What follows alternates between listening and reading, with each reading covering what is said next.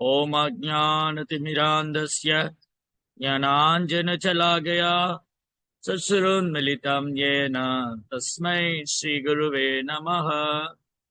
नमो विष्णुपादाय कृष्णप्रेष्ठाय भूतले श्रीमते भक्तिवेदान्तस्वामीति नामिने नमस्ते सारस्वती देवे गौरवाणी प्रचारिणे निर्विशेषशून्यवादी पाश्चात्यदेशधारिणे। जय श्री कृष्ण चैतन्य प्रभु नित्यानंद श्री अद्वैत गदाधर श्रीवासदि गौर भक्त वृंद। हरे कृष्णा कृष्णा कृष्णा हरे हरे, हरे राम राम राम हरे हरे। ஹரே கிருஷ்ணா. பக்தர் அனைவருக்கும் இனிமையான காலை வணக்கம். இன்றைய பாகவத வகுப்புல கலந்துட்டு இருக்கிற எல்லா பக்தர்களுக்கும் என்னுடைய பணிவான நமஸ்காரம். ஸ்ரீமத் பாகவதம் 3ஆம் ஸ்கந்தம் 3வது அத்தியாயத்துடைய தொடர்ச்சி. இன்னைக்கு படிக்கிற ஸ்லோகம் 25 மற்றும் 26. தத கதிபைர் மாசை விஷ்ணு போஜாந்தகாதயா யயோ பிரபாசம் சம்ஹ்ருஷ்டா ததேர் தேவ விமோஹிதா. A few months passed, and then, bewildered by Krishna, all the descendants of Vrishni, Bhoja, Nandaka, who were incarnation of the demigods, went to Prabhasha, while those who were eternal devotee of the Lord did not leave but remained in Dwaraka. Tatrasnatva pitun deva rishim chaiva tatambasa tarpayitpada viprebhyo kavu pahu kunatubu adadu. After arriving there, all of them took bath, and with the water of this place of pilgrimage, they offered their respect to the forefathers, demigods, and great sages, and they satisfied them. They gave cows to the Brahmanas in royal charity. Okay. அப்போ இங்க சில முக்கியமான விஷயங்களை நம்ம பார்க்கலாம் இந்த 2 ஸ்லோகத்துல. எப்பெல்லாம் பகவான் இந்த பூமியில அவதரிக்கிறாரோ அப்போது அவருடைய சேவைக்காக, அவருடைய திட்டத்தை நிறைவேற்றுவதற்காக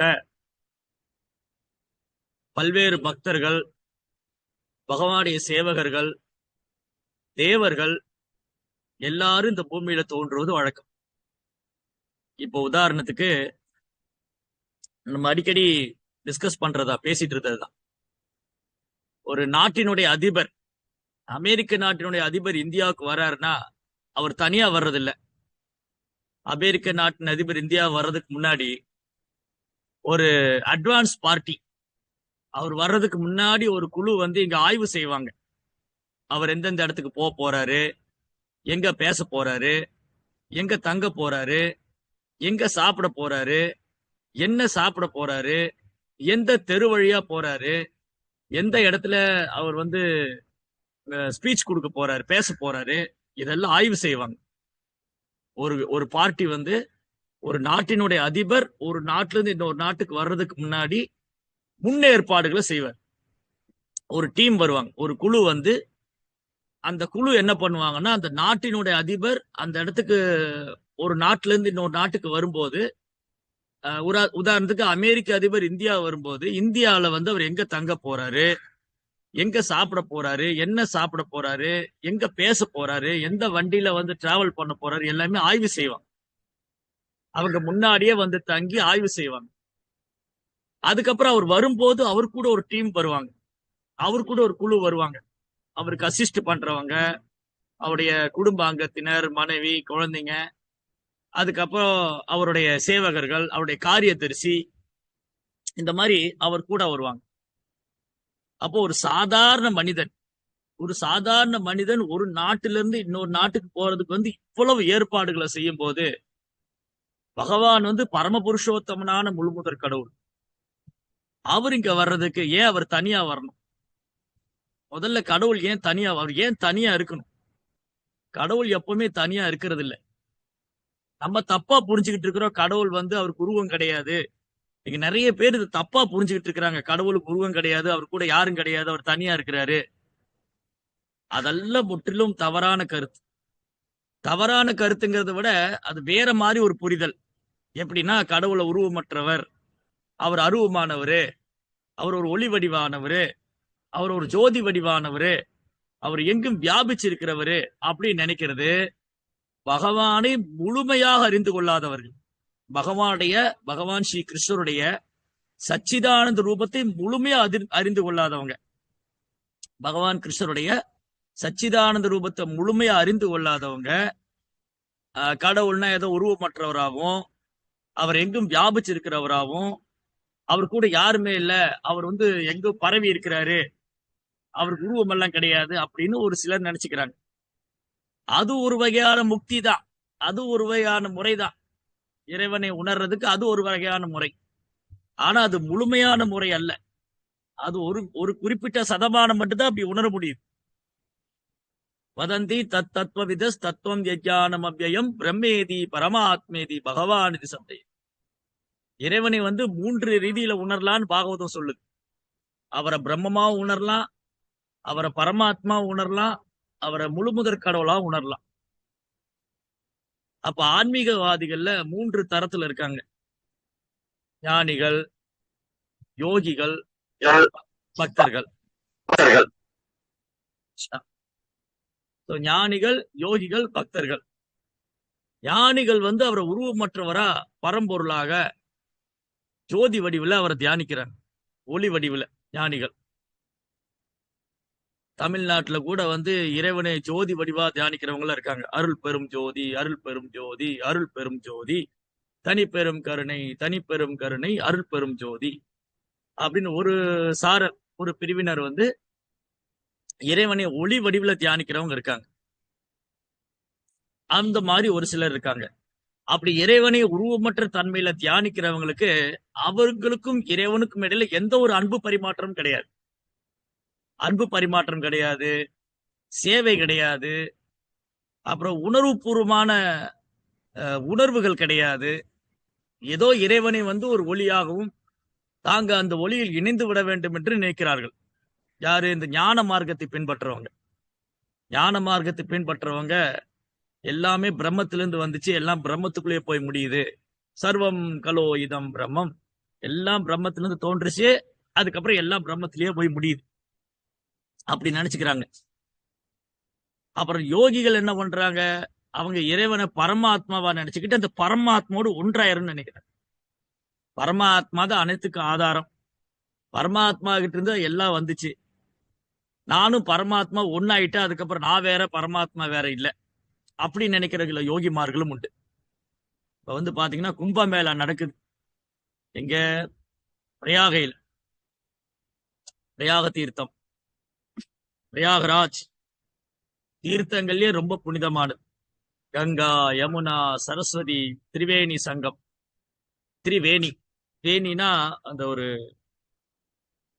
சேனல், என்ன சொல்றது, ஒரு ஒரு நதிக்கு இன்னொரு பேர் வேணி. திரிவேணி அப்படின்னா 3 நதி, 3 நதிகள் சங்கமிக்கிறது திரிவேணி சங்கம். பிரயாகைனா சங்கமிக்கிறது. பிரயாகை என்ற சமஸ்கிருத வார்த்தையின் தமிழாக்கம் சங்கமித்தல். நிறைய பிரயாகை இருக்கு. இது தீர்த்தராஜ் பிரயாகை. பிரயாகை ஏன் ரொம்ப ஃபேமஸ் அப்படின்னு, ஏன் ரொம்ப சிறப்புன்னு, இது 3 முக்கியமான நதிகள், கங்கா, யமுனா, சரஸ்வதி, 3 முக்கியமான நதிகள் சங்கமிக்கிறதுனால அது ரொம்ப சிறப்பு வாய்ந்தது. இது இல்லாம நீங்க நிறைய பிரயாகை பார்க்கலாம். எங்க பார்க்கலாம் அப்படின்னா, ஹரித்வார்ல இருந்து பத்ரிநாத் போற வழியில, ஹரித்வார்ல இருந்து பத்ரிநாத் போற வழியில தேவ பிரயாகை, ருத்ர பிரயாகை, கர்ண பிரயாகை, நிறைய பிரயாகை எல்லாம் இருக்கு. அதாவது 2-3 நதிகள் சங்கமிக்கிற இடம். சிலப்போ 2 நதிகள் சங்கமிக்கும், இல்ல 3 நதிகள் சங்கமிக்கும். 2-3 நதிகள் சங்கமிக்கக்கூடிய கலக்கக்கூடிய இடத்தை பிரயாகை என்று சொல்வார்கள். ருத்ரர் தவம் செய்தனால் ருத்ர பிரயாகை. பாகீரதி, அலகானந்தா, கங்கைக்கு பல திருநாமங்கள். கங்கை பல கிளைகளாக பிரிந்து கொண்டு அந்த ஓரொரு கிளைக்கும் ஒரு திருநாமம். பாகீரதி, ஜானவி, அலகானந்தா, ஜலங்கி, இந்த மாதிரி பல நாமங்கள் இருக்கு கங்காதேவி. கங்கா. இப்படி இந்த 2-3 நதிகள் சங்கமிக்கிறது பிரயாகைன்னு சொல்லுவாங்க. அப்படி அந்த சங்கமிக்கக்கூடிய இடத்துல தீர்த்தாடனம் செய்வது ரொம்ப சிறப்பு. புனித நதிகள் சங்கமிக்கிற இடம். அப்போ கங்கா, யமுனா, சரஸ்வதி இந்த 3 நதிகள் சங்கமிக்கிற இடம் வந்து பிரயாக தீர்த்தம். அதுலதான் இப்ப கும்பமேளா நடக்குது. கும்பமேளா திருவிழா. கும்பமேளா திருவிழா லட்சக்கணக்கான சாதுக்கள், கோடிக்கணக்கான சாதுக்கள் அங்க வர்றாங்க. அதுல பலதரப்பட்ட சாதுக்கள் இருப்பாங்க. சிலர் உடம்பெல்லாம் விபூதியை பூசிட்டு வருவாங்க. சிலர் ஆடையே போட்டிருக்க மாட்டாங்க. சிலர் வந்து உடம்பெல்லாம் தலை ஓடு, மண்டை ஓடெல்லாம் மாலையா போட்டு வருவாங்க. சிலர் பெரிய ஜடாமுடி வச்சிருப்பாங்க. நீங்க எல்லாம் இப்ப வீடியோல பாக்குறீங்களா? எல்லாம் பாத்தீங்கன்னா அந்த பிரயாகையில பலதரப்பட்ட சாதுக்கள் வருவாங்க. சிலர்லாம் வந்து நகங்களை நீளமா வளர்த்தி வச்சிருப்பாங்க. சிலர் ஜடமுடிய நீளமா வளர்த்தி வச்சிருப்பாங்க. சிலர் வந்து அந்த மர்ம உறுப்புகள்ல வந்து எதையோ கட்டி எல்லாம் தொங்க விட்டுருப்பாங்க. என்னெல்லாமோ விதவிதமான யோகிகள், பல்வேறு யோக சித்திகள் படைத்த யோகிகள், ஞானிகள், சித்தர்கள், சாதுக்கள், அதுல பக்தர்களையும் பார்க்கலாம். கிருஷ்ண பக்தர், விஷ்ணு பக்தரும் அதுல இருப்பாங்க. பலதரப்பட்ட ஆன்மீகவாதி. ஆன்மீக பாதை எப்படி கங்கை பல கிளைகளா இருக்கு. கங்கை எவ்வாறு பல கிளைகளாக இருக்கிறதோ அந்த மாதிரி ஆன்மீகத்திலும் பல கிளைகள் இருக்கு. அருவாவாதிகள், பிரம்மவாதிகள், ஞானிகள், யோகிகள், நாகபாபாக்கள், இந்த சித்தர்கள், அப்புறம் வந்து பக்தர்கள், பலதரப்பட்டவங்க. ஆனா எல்லாருமே ஒரு இடத்துல சங்கமிக்கிறாங்க. இந்த புனித நதி வந்து அவ்வளவு புனிதமானது. இந்த புனித ஸ்தலம் பிரயாக கஷேத்திரம். இந்த பிரயாக தீர்த்தம் அவ்வளவு புனிதமானது. ஏன்னா கங்கா தேவி பகவானுடைய தாமரை திருப்பாதத்திலிருந்து வருகிறது. யமுனை நதியும் கங்கையிலிருந்து வேறானதல்ல. சரஸ்வதி, இந்த 3 நதிகளும் புனிதமானவற்றெல்லாம் புனிதமானது. ஏன் இந்த 3 நதிகள் புனிதமானவற்றில் புனிதமானது? இந்த 3 நதிகளும் பகவானோடு சம்பந்தப்பட்டு. யமுனா நதிக்கரையில பகவான் லீலை செய்கிறாரு. யமுனையில நீராடி இருக்காரு. கங்கை கரையிலையும் பகவான் சைதன்யர் லீலை செய்திருக்காரு. கங்கை வந்து பகவானுடைய ஜலஸ்வரூபம். அதுக்கப்புறம் சரஸ்வதி. 3 நதிகளும் புனிதமானவற்றெல்லாம் புனிதமானது. அனைத்தையும் புனிதப்படுத்தக்கூடியது. அதனால அந்த கும்பமேளா சமயம் அதுல போய் நீராடுறது. தேவர்கள் வந்து பார்க்கடல் கடைஞ்சாங்க. தேவர்களும் அசுரர்களும் பார்க்கடல் கடை. நேற்று அந்த பார்க்கடல் லீலையை பேசிட்டு தேவர்களும் அசுரர்களும் பார்க்கடல் கடையும் போது அதுல சில துளிகள் இந்த பூமியில விழுந்ததாகவும், அந்த துளிகள் விழுந்த இடம் பிரயாக கஷேத்திரம், ஹரித்வார், உஜ்ஜைன், இந்த மாதிரி இடங்கள். இந்த இடங்கள்ல போய் அந்த ஸ்நானம் செய்வது, நீராடுவது ரொம்ப சிறப்பு வாய்ந்தது. அப்ப அதுல பார்க்கிறோம் எக்கச்சக்கமான பக்தர்கள், எக்கச்சக்கமான யோகிகள், ஞானிகள், ரிஷிகள், தபஸ்விகள், உடலை வருத்தி கொண்டு தவம் செய்யறவங்க. நீண்ட கால தவம் இருந்து ஜடாமுடிய வளர்த்தி வச்சிருக்கிறாங்க. அது ஒரு ரோடு வரைக்கும் ரோடு மாதிரி போகுது ஜடாமுடி. சில நகங்களை வளர்த்தி வச்சிருக்கிறாங்க, தாடியை வளர்த்தி வச்சிருக்கிறாங்க. ஆனா பக்தியை வளர்த்தி வச்சிருக்கிறவங்க கொஞ்சம் தான். அது கூட்டத்துல பக்தியை வளர்த்தி வச்சிருக்க கொஞ்சம் தான். தாடியை வளர்த்தி வச்சிருப்பாங்க, ஜடாமுடிய வளர்த்தி வச்சிருப்பாங்க, நகத்தை வளர்த்தி வச்சிருக்கிறாங்க. உடம்பெல்லாம் வந்து விபூதியை பூசி பயங்கர வேஷமெல்லாம் தரித்து ஆடி பாடி பரவசத்துல அங்க நீராடக்கூடியவங்க. அப்போ இந்த ஆன்மீகவாதிகள் பல கேட்டகரி இருக்காங்க. இவங்களுக்கு லட்சியம் ஒன்றான்னு கேட்டா இல்ல. ஒருத்தருக்கும் ஒரு லட்சியம். சிலருக்கு பிரம்மத்தோடு ஒன்றாயிரணும், சிலர் பரமாத்மாவோடு ஒன்னாயிரணும், சிலர் பல சித்திகளை பெறணும், பல அற்புதங்களை செய்யணும், பல அதிசயங்களை பண்ணணும், அமானுஷ்யமான சக்திகளை அடையணும், அஷ்டமா சித்திகளை அடையணும். இப்படி எல்லாருக்கும் ஆசை. இந்த சாதுக்களுக்கு எல்லாம் கூட ஆசை இருக்கு. பல்வேறு சாதுக்களுக்கு பலதரப்பட்ட ஆசை இருக்கு. சிலருக்கு முக்தி அடையணும், சிலருக்கு சித்தி அடையணும், சிலருக்கு அஷ்டமா சித்திகளை அடையணும், சிலருக்கு இறைவனோடு ஒன்றாயிரணும், சிலருக்கு இறைவனோடு இரண்டரை கலக்கணும், சிலருக்கு தானே கடவுளாயிரணும். பலதரப்பட்ட சாதுக்களை பார்க்கணும், பலதரப்பட்ட சாதுக்கள்.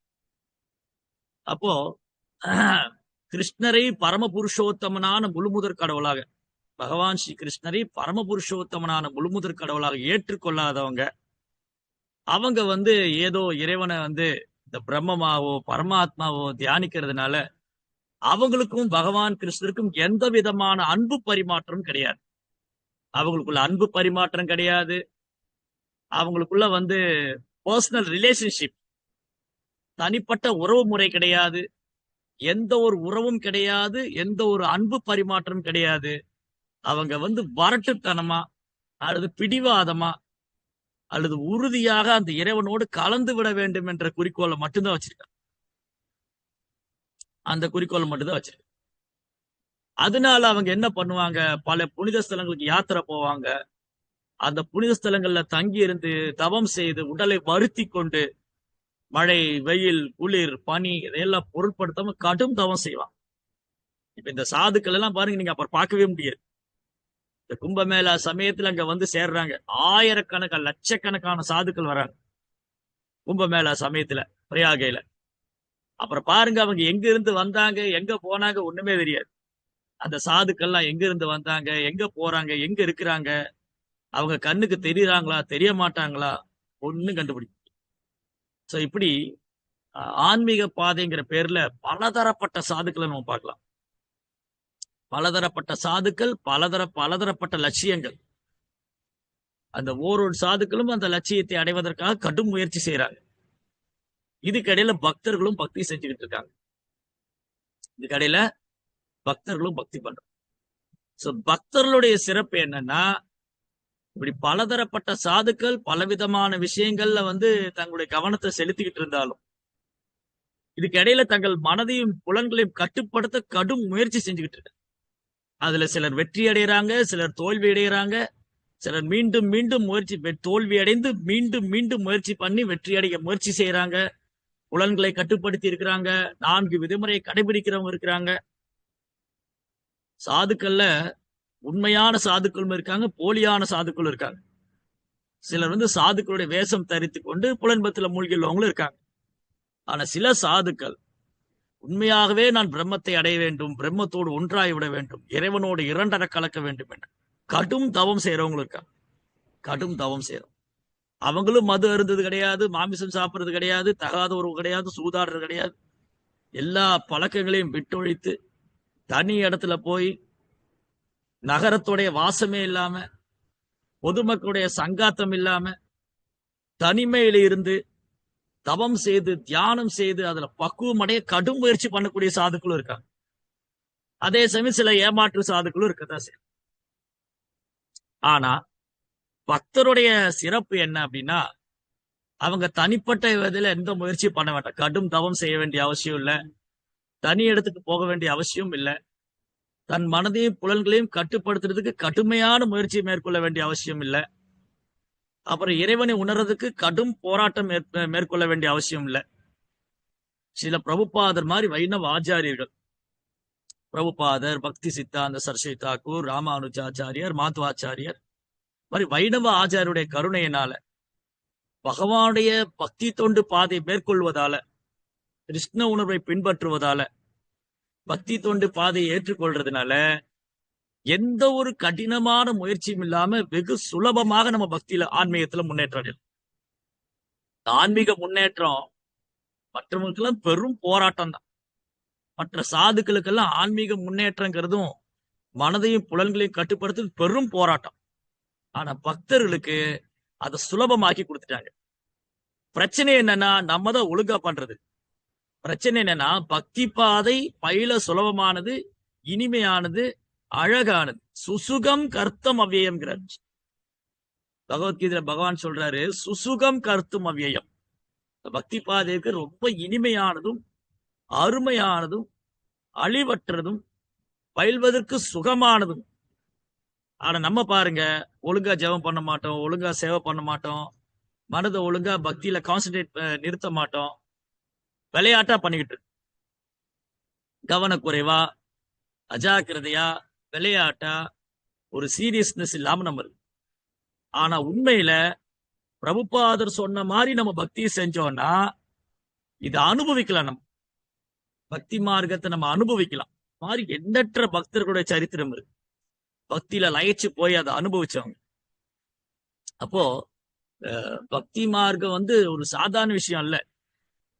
நிறைய பேர் என்ன நினைச்சுக்கிட்டு இருக்காங்க, இன்னைக்கு பக்திங்கிறது ஆரம்ப நிலையில உள்ளவங்க.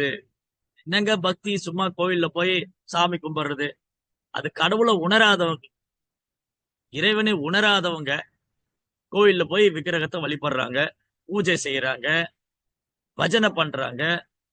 இதெல்லாம் ஆரம்ப நிலையில உள்ளவங்க. இறைவனை தியானம் செய்வதுதான் உயர்ந்ததுன்னு நிறைய பேர் நினைச்சுக்கிட்டு இருக்கிறாங்க. ஆனா அவங்களுக்கு தெரியல பாவம். கலியுகத்துல இறைவனை தியானம் செய்வது சாத்தியமே இல்லை. பக்திங்கிற மார்க்கத்துக்கு வராத வரைக்கும், பக்தி தொண்டுங்கிற பாதை ஏற்றுக்கொள்ளாத வரைக்கும் இறைவனை தியானிப்பது என்பது அவ்வளவு சாதாரண விஷயம் அல்ல. ஒரு காலத்துல அது கொஞ்சம் பாக்கியம் இருந்தது. பிரகலாதரை போன்ற பக்தர்கள் அவங்க பகவான் நாமத்தை சொல்லி இறைவனை தியானம் செஞ்சிருக்கிறாங்க. இறைவனை தியானிப்பது துருவரை போன்ற பக்தர்கள், துருவனை போன்ற பக்தர்கள் பகவானை தியானம் செஞ்சு, அது கூட பக்தி மார்க்கம் தான். பக்தி மார்க்கத்தினாலதான் அடைய முடிஞ்சது. அதுதான் கிருஷ்ணரும் பகவத்கீதையில சொல்றாரு, பக்தியாமாம் அபிஜானாதி. பக்தி தொண்டால மட்டும்தான் என்ன உள்ளவாறு அறிய முடியுங்கிறார். வேற எந்த முறையாலும் இல்லைன்ட்டார். வேற எந்த முறையாலையும் பகவான் கிருஷ்ணரை பகவானாக, பரமபுருஷோத்தமனாக, முழுமுதற் கடவுளாக, சச்சிதானந்த விக்கிரகம், நித்தியமான அறிவு நிறைந்த ஆனந்தமான தெய்வீகமான ரூபமுடையவராக, அப்படியெல்லாம் பக்தினால மட்டும்தான் உணர முடியும். பக்தி இல்லாதவங்க, பக்தி மார்க்கத்தை ஏற்றுக்கொள்ளாதவங்களுக்கு கிருஷ்ணரை உணர்றது ரொம்ப கஷ்டம், ரொம்ப ரொம்ப கஷ்டம். அதுவும் பிரம்மத்தை தியானிக்கிறது அதை விட ரொம்ப கஷ்டம். அததான் கீதையிலையும் சொல்லிட்டாரு பகவான், கிளேஷோ அதிகரஸ்தேஷாம், என்னை தோற்றமற்ற உருவத்துல வழிபடுறது ரொம்ப கஷ்டம்ட்டார். அந்த பாதையில என்னை அடையலான்னு சொல்லிட்டார். தோன்றா உருவத்திலையும் என்னை அடையலாம், அதையும் கிருஷ்ணர் வரவேற்கிறார். சரி பரவாயில்ல, வாங்க, எங்கிட்ட தானே வரணும்னு நினைக்கிறீங்க. யாராவது கிருஷ்ணருக்கு உருவம் கிடையாது, அவர் அருவமானவரு, அவர் ஒளி வடிவானவரு, அவர் ஜோதி வடிவானவர் நினைச்சா கிருஷ்ணர் அதையும் ஏத்துக்கிறார். சரி பரவாயில்ல, அப்படியாவது எங்கிட்ட வரணும்னு நினைக்கிறீங்களே, அப்படியாவது என்ன அடையணும்னு நினைக்கிறீங்களே, சரி வாங்க. ஆனா பிரச்சனை என்னன்னா, அது ரொம்ப கஷ்டம், ரொம்ப ரொம்ப கஷ்டம் அந்த மார்க்கத்துல இறைவனை உணர்வது. அப்படி உணர்ந்தா கூட, அப்படி அந்த மார்க்கத்துல பக்குவம் அடைந்தால் கூட, அவருக்கும் நமக்கும் எந்த ஒரு ரிலேஷன்ஷிப்பும் கிடையாது, எந்த ஒரு உறவு முறையும் கிடையாது, எந்த ஒரு அன்பு பரிமாற்றமும் கிடையாது. அப்புறம் ஏன் அந்த மார்க்கத்தை தேர்ந்தெடுக்கும்? நான் யோக முறைகளை பின்பற்றுவதாலும் ஞான முறையை பின்பற்றுவதாலும் இறைவனை தோன்றா ரூபத்துல ஏற்றுக்கொள்ளும் நினைக்கிறதுனால எனக்கும் பகவானுக்கு எந்த ஒரு அன்பு பரிமாற்றம் கிடையாது, அவருக்கு எனக்கு எந்த ஒரு உறவு முறையும் கிடையாதுன்னா அப்புறம் நான் ஏன் அந்த பாதையை தேர்ந்தெடுக்க? ஆனா நிறைய பேருக்கு என்ன விருப்பம்னா, அவங்களும் கடவுளாகணும், நாங்களும் கடவுளாயிரணும். இந்த அத்வைதிகள் மாயாவாதிகள் நினைக்கிற மாதிரி, மாயாவாதிகள் அத்வைதிகள் என்ன நினைக்கிறாங்க, நான் பிரம்மத்தை உணர்ந்துட்டா நானும் கடவுளாயிருவேன், அப்புறம் நான் வேற பிரம்மம் வேற இல்ல, ஏன்னா நானே பிரம்மம் தானே, அகம் பிரம்மாஸ்மி, நானும் பிரம்மம் அதுவும் பிரம்மம், சர்வம் கலோ இதம் பிரம்மம், எல்லாம் பிரம்மத்துல வந்துச்சு, எல்லாம் பிரம்மத்துல ஒரு நாள் முடிய போகுது, அப்புறம் நான் வேற அந்த பிரம்மம் வேற என்ன, எல்லாம் ஒரே பிரம்மம் தான். அப்படி நினைக்கிறவங்களுக்கு, அதை அடைய முயற்சி பண்றவங்களுக்கு, அந்த பிரம்மத்தோடு ஒன்றாயிரம்னு நினைக்கிறவங்களுக்கு, இறைவனோடு ஒன்றாயிரம் நினைக்கிறவங்களுக்கு அது அவ்வளவு என்ன சொல்றது, பக்தர்களுக்கு அது அவ்வளவு பிடித்தமான விஷயம் இல்லை. பக்தர்களுக்கு ஒரு அது தற்கொலை செய்துக்கிற மாதிரி, தன்னுடைய அடையாளத்தை அழித்துக் கொள்ற மாதிரி. அதனால பலதரப்பட்ட சாதுக்கள் இருந்தாலும் பக்தர்கள் தான் உயர்ந்தவங்கன்னு பகவத்கீதையில பகவான் சொல்றார். பல்வேறு யோக முறைகளை பத்தி சொல்லிட்டு, யோகினாம் அபி சர்வேஷாம் மத்கதேர் அந்தராத்மனா ஸ்ரத்தாவான் பஜதே யோமாம் சமேயுக்த தமோமதஹ. அர்ஜுனா, இதுவரைக்கும் நான் உன் பல்வேறு யோக முறைகளை பத்தி சொன்னேன், பல யோகிகளை பத்தி சொன்னேன், கர்மயோகி, ஞான யோகி, அஷ்டாங்க யோகி, தியான யோகி, இவங்க பயிற்சி பண்ணக்கூடிய கர்ம யோகம், ஞான யோகம், அஷ்டாங்க யோகம், தியான யோகம், இதெல்லாம் சொன்னேன். ஆனா இதுல எல்லாத்துலயும் சிறந்தவர் யாரு அப்படின்னா யோகினாம் அபி சர்வேஷாம் மத்கதேர் அந்தராத்மனா, என்னை எப்போதும் உள்மனதில் நினைத்துக் கொண்டு எனக்கு பக்தி செய்யக்கூடிய பக்தன், நம்பிக்கையோட விடாமுயற்சியா எனக்கு பக்தி பண்ணக்கூடிய பக்தன் எனக்கு மிக பிரியமான நெருக்கமான யோகியும் நண்பனும் ஆவான். யோகினாம் அபி சர்வேஷா மத்கதே நந்தராத்மனா ஸ்ரத்தாவான் பஜதே யோமம், நம்பிக்கையோடு எனக்கு பக்தி தொண்டு செய்யக்கூடிய பக்தன், அவனை விட எனக்கு பிரியமான நெருக்கமான யோகி யாரும் இருக்க முடியாது. அதனால பகவான் ஸ்ரீ கிருஷ்ணர் அவருக்கு பக்தி தொண்டு ஆற்றுவதுதான் மிக சிறந்தது. எல்லா யோகத்திலும் எல்லா யோகிகளிலும் சிறந்தவர், எல்லா யோகத்திலும் சிறந்தது பக்தி யோகம், எல்லா யோகியிலும் சிறந்தவர் பக்தி யோகி. இதுதான் பகவத்கீதை, பாகவதம், இதிகாச புராணங்கள் பறைசாற்று. ஆனா இதை ஏற்றுக்கொள்ளாதவங்க அவங்க வேற ரீதியில பல்வேறு முறைகள்ல இறைவனை உணர முயற்சி பண்றாங்க. சரி, இப்போ அடுத்தது என்னன்னா, இந்த பக்தர்கள்ல கூட 2 கேட்டகரி இருக்காங்க. பக்தர்கள்ல 2 கேட்டகரி. ஒருத்தர் நித்திய சித்தா, இனி ஒருத்தர் சாதனா சித்தா. பிரபுபாதர் பொருளுரையில ரொம்ப அழகா எழுதியிருக்கார். 26ஆம் ஸ்லோகத்தோடைய பொருளுரை, 25ஆம் ஸ்லோகத்துக்கு பொருளுரை கிடையாது, 26ஆம் ஸ்லோகத்துக்கு பொருளுரை. ஒரு நிமிஷம். 25ஆம் ஸ்லோகத்துல என்ன சொல்றாரு சுகதேவ் கோஸ்வாமி? இந்த விஷ்ணி வம்சத்தவர், விஷ்ணிகள், போஜர்கள், அந்தகர்கள், விஷ்ணி, போஜா அண்ட் அந்தா, இவங்க இந்த வம்சத்துல இருந்தவங்க எல்லாருமே, விஷ்ணி, போஜா, அந்தா, இந்த வம்சத்துல இருந்தவங்க எல்லாருமே துவாரகையில இருந்த பக்தர்கள். சரி, இப்ப முதல்ல அந்த 2 விஷயம் பேசுறோம், அதுக்கப்புறம் தான் இது புரியும். இந்த விஷயம் புரியணும்னா முதல்ல இந்த விஷயத்தை நம்ம கிளியர் பண்ணணும். எதை கிளியர் பண்ணணும், எதுல கிளாரிட்டி, எதுல கிளாரிட்டி இருந்ததுன்னா இப்ப இங்க படிக்கிற விஷயம்லாம் நமக்கு நல்லா புரியும். முதல்ல பக்தர்கள்ல 2 கேட்டகரி. ஒருத்தர் நித்திய சித்தா, ஒரு பக்தர்கள் ஒரு வகையான பக்தர்கள் நித்திய சித்தர்கள், இனியொரு வகையான பக்தர்கள் சாதனா சித்தர்கள். நித்திய சித்தர்கள், சாதனா சித்தர் 2 வகையான பக்தர்கள் இருக்காங்க. ஒரு வகையான பக்தர்கள் நித்திய சித்தர்கள், இனியொரு வகையான பக்தர்கள் சாதனா சித்தர்கள். இந்த நித்திய சித்தர்கள் யாருன்னா அவங்க எப்பவுமே பகவானுடைய சேவையிலேயே இருக்கிறவங்க. நித்திய சித்தர்கள் எப்பவுமே பகவானுடைய சேவையிலேயே இருக்கிறவங்க. ஆன்மீக லோகத்துல பகவானுக்கு நெருக்கமா சேவை செய்யக்கூடிய சேவகர்கள், நித்தியமான சேவகர்கள். அதனால நித்திய சித்தர்கள்.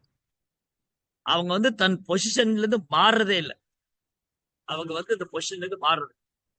இனி ஒரு வகையான பக்தர்கள் சாதனா சித்தர்கள், பக்தியை பயிற்சி செய்து படிப்படியாக வளர்ச்சி அடைந்து அதுக்கப்புறம் இறைவனுடைய சேவையில நிலை பெற்றிருக்கிறோம்.